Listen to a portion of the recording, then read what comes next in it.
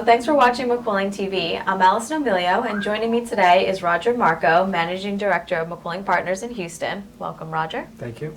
So we want to ask you a couple of questions today because we're here visiting the Houston office. So we wanted to know, what are the emerging trends to look out for in 2015? Well, first of all, welcome, Allison. Thank you you for coming. We'd love Thanks. to have you in Houston.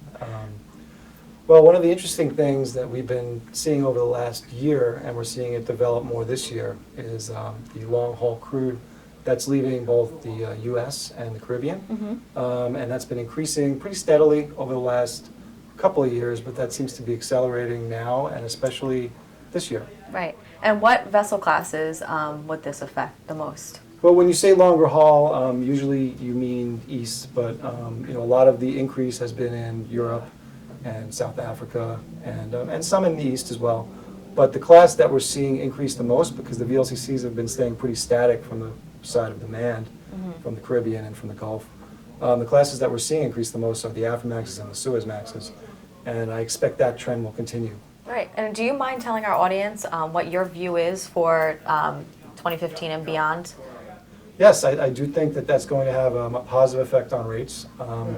We're going to see, first of all, on the Aframaxes, the increase in the condensate that's leaving the Gulf.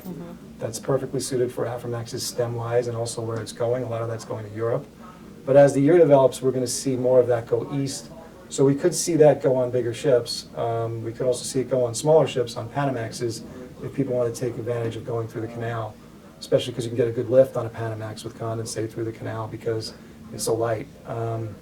But yeah, it should definitely benefit the Aframaxes and the Suezmaxes going forward through 2015 and beyond. The VLCCs, again, will also stay strong with demand going into the east. And that's also tied in with the supply of ships being less because there are less crude coming over here, so less ships ending up here. And even the ballasters coming in will still keep some of that. Will also help the demand for the Suezmaxes because there'll be less availability from VLCCs. Okay, great. Well, thanks. It was a pleasure to hear your views on the market, and we look forward to speaking to you again in the future. All right, thank you. All right, thanks, Roger. And that wraps up this episode of McQuilling TV in Houston. I'm Allison Emilio. Thanks for watching.